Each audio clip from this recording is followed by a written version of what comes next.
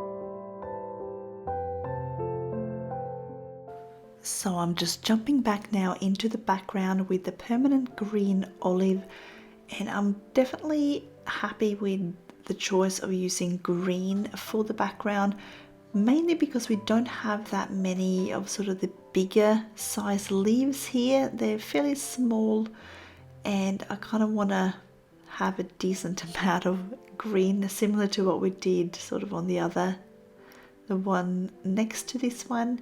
We had all those beautiful, lovely green tones in the little leaves there. So by bringing that into the background, we can kind of color match a little bit while still doing something slightly different.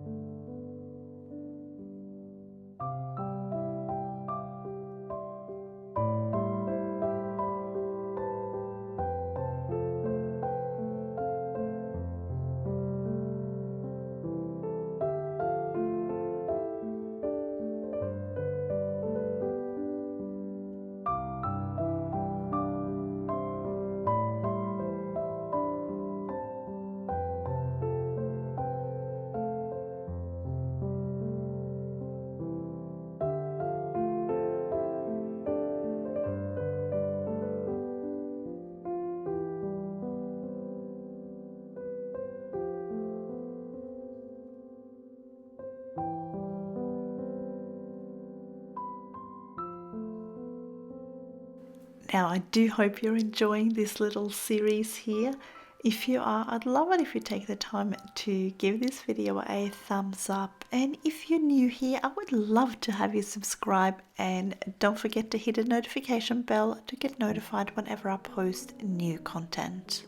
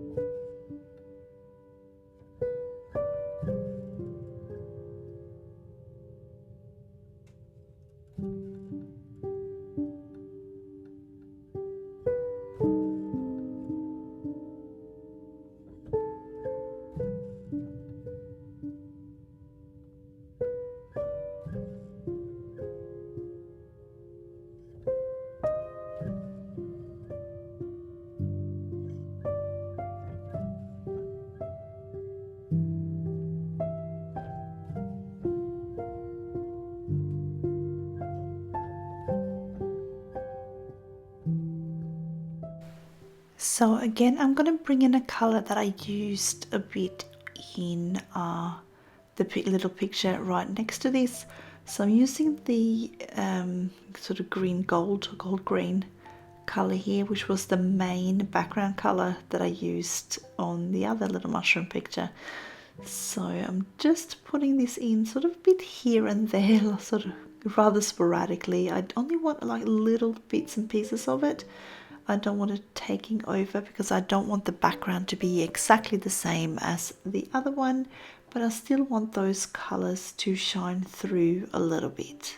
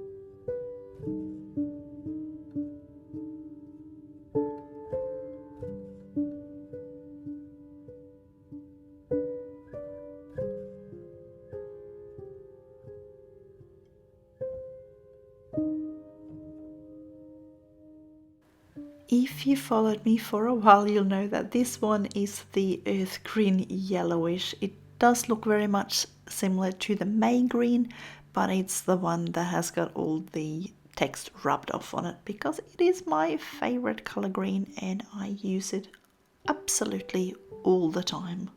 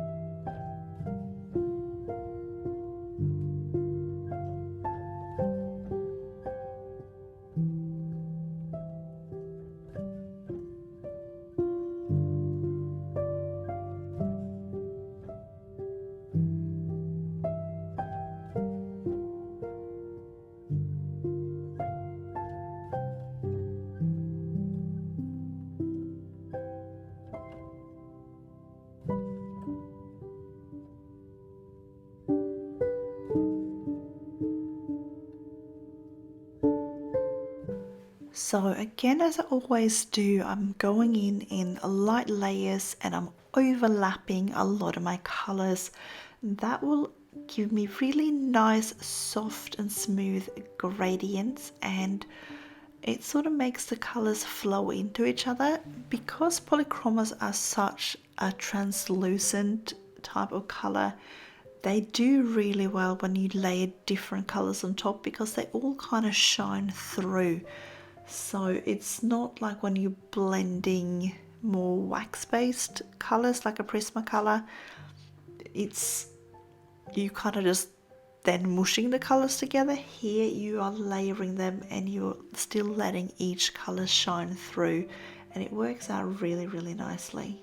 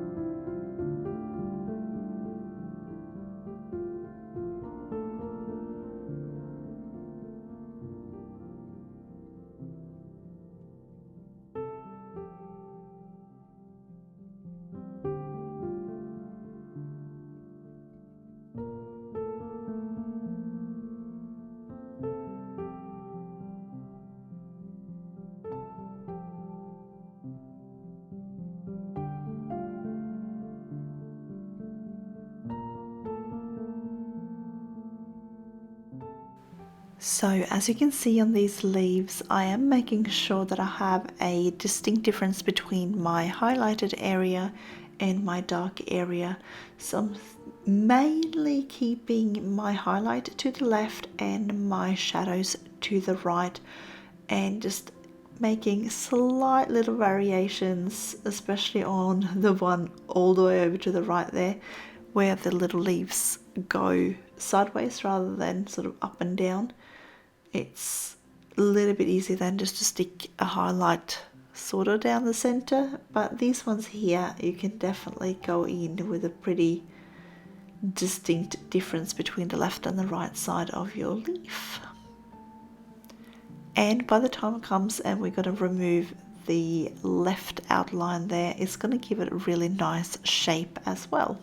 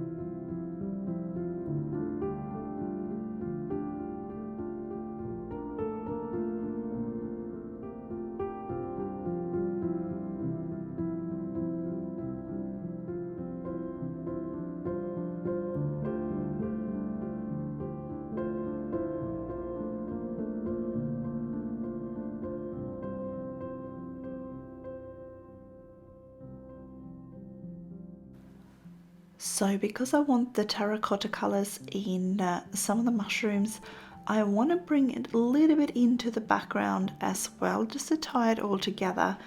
And who knows, there might be some mushrooms way far in the background, and you know when you take a photo and you get that bokeh effect where the background is really blurry and all the colors kind of go into each other. So while I'm not doing the little circles and things, I'm kind of half going for that effect without completely doing it. It's like a cheats version here, but I just want to make sure that I'm bringing in some of those colors that I'm using in the foreground. I'm going to bring those a little bit into the background as well.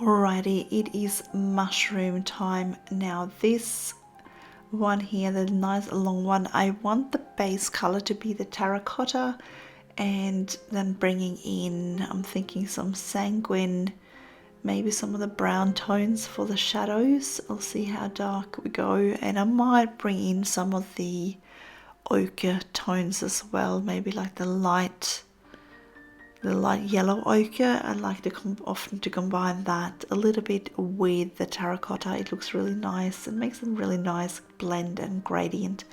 So at the moment I'm just working on mapping out where I want my shadows to be. So obviously my terracotta is my mid-tone and it's not going to be my shadow, but I want to just make sure that I know where I'm going to have them, and then I'm going to go over that with my darker colors a little bit later.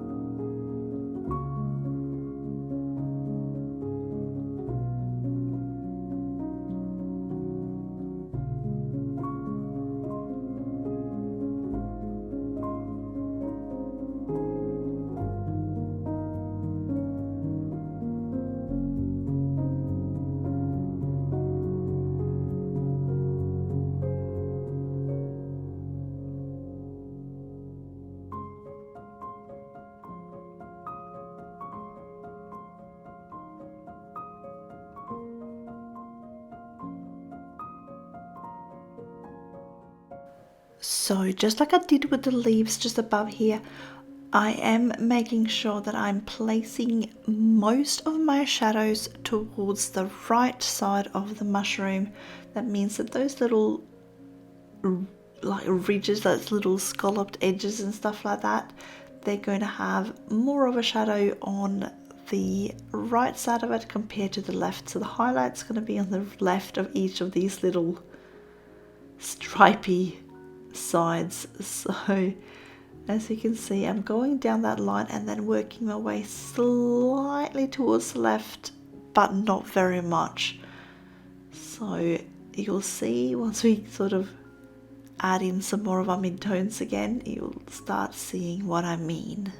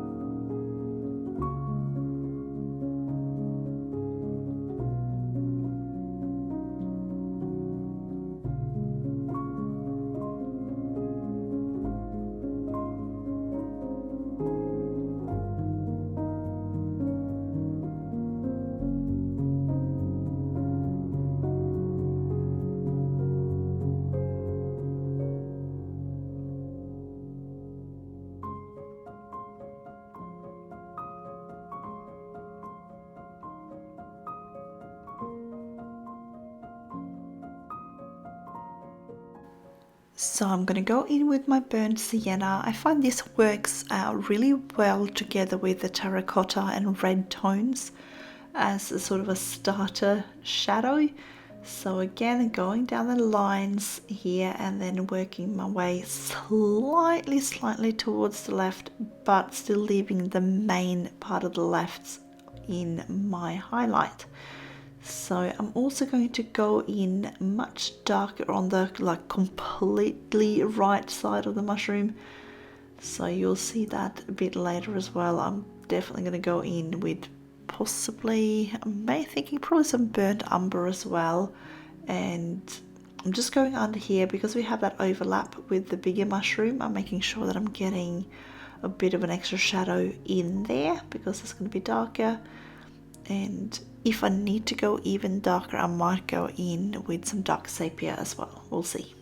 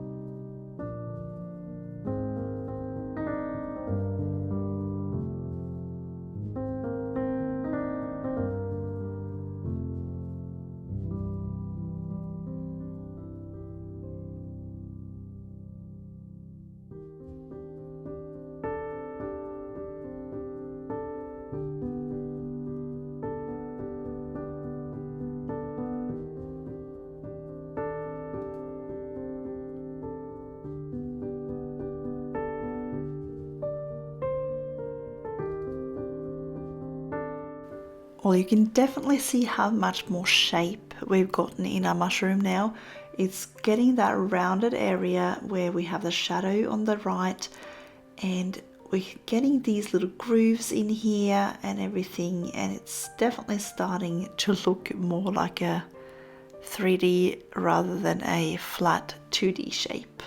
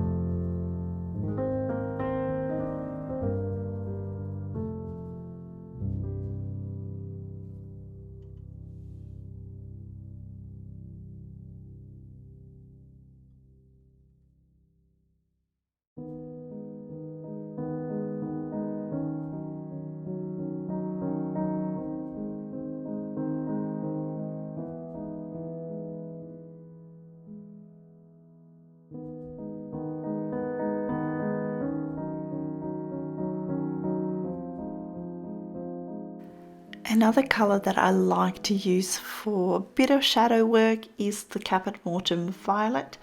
I use it quite a lot if I'm using, say, the earthy red tones. I quite like how they blend in together and you're still having a bit of colour there without just going completely dark. So it's not like you're layering in your blacks or like your dark greys. There's still a little bit of colour happening there and it just complements it really well.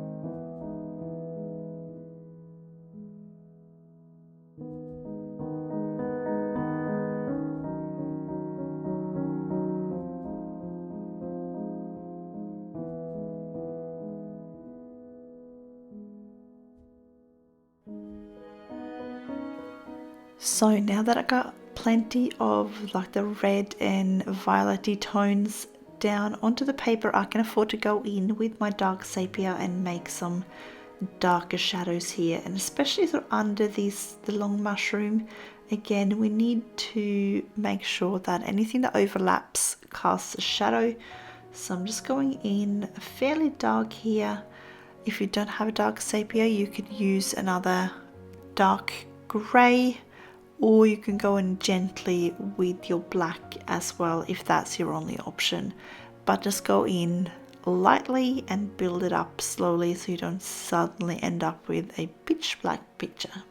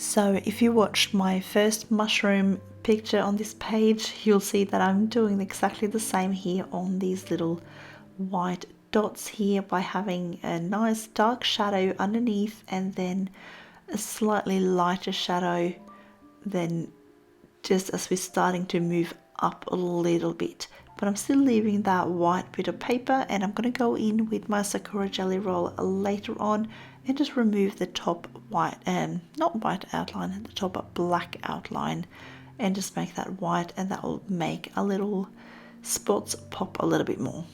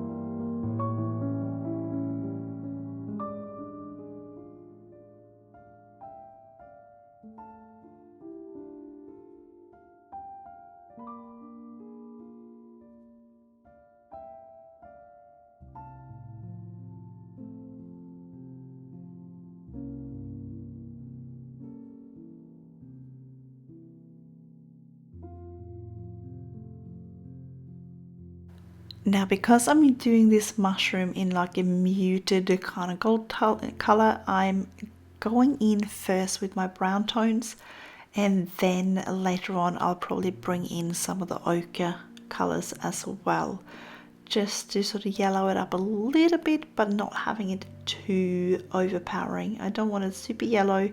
I want it mainly in the brown kind of muted range.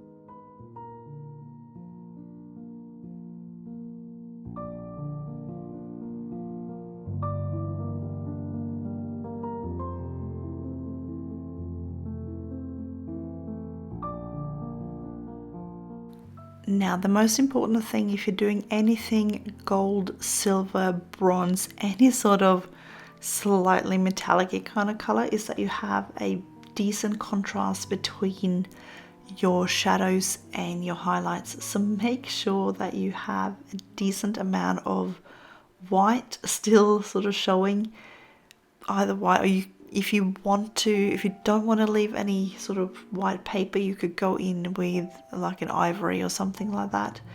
But make sure that you have a decent sort of highlight and then go in pretty dark with your shadows.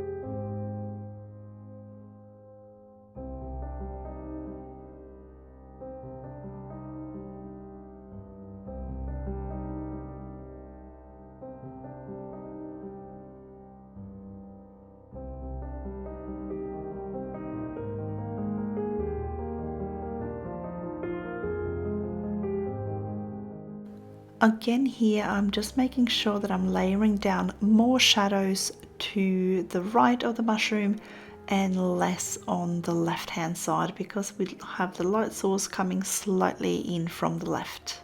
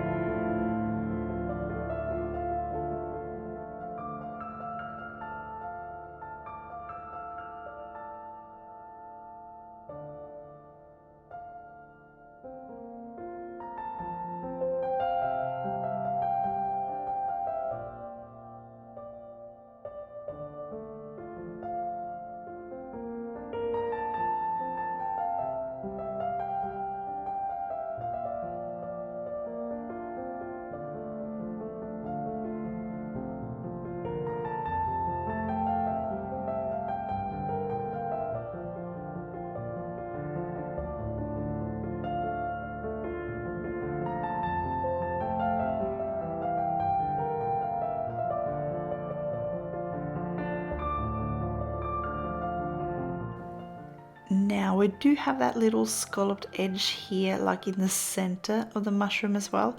So I'm going to go in and start layering down a little bit of a shaded area there as well.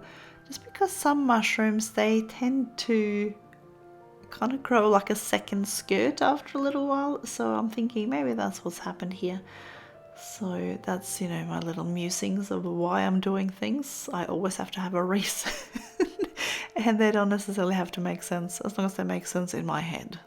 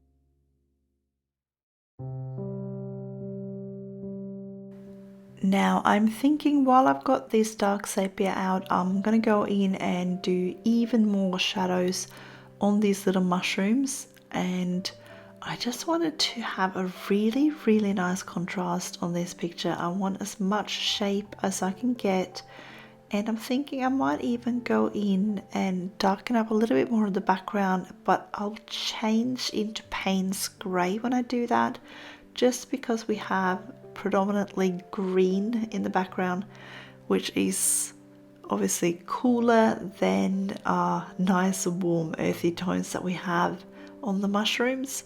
So that's what you have. So you've got your dark sepia that you can use on your warm tones, and then you have your Payne's grey that you can use on your cooler tones.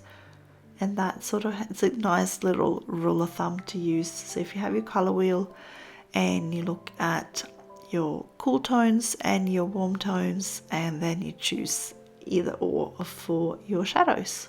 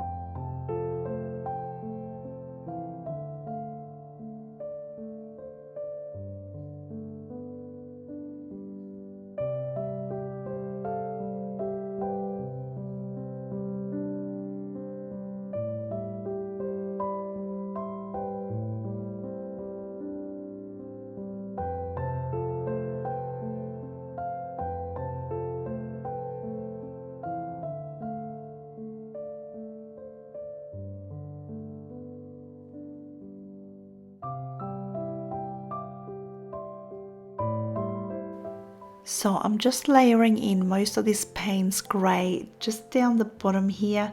I might go a little bit further up, but I'm not going to bring it all the way up to the top. I just want sort of the forest floor to be sort of the darker area, because I'm thinking that's where it's going to cast the most shade, because it's going to have more things over the top of it. So sort of underneath these mushrooms here, I'm going in a little bit darker. I'm not pressing down hard, I'm just sort of layering in a little bit just to create a little bit more shadows down the bottom, and that gives us again a little bit more depth.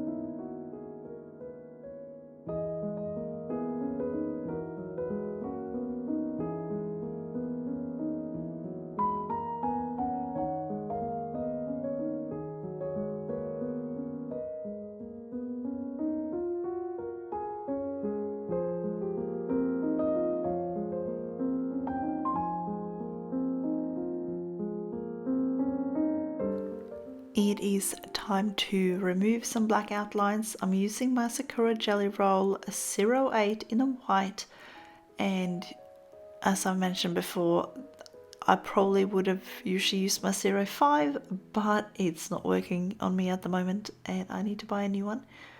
So in the meantime, I'm just using this 08 and I'm just being a little bit more careful.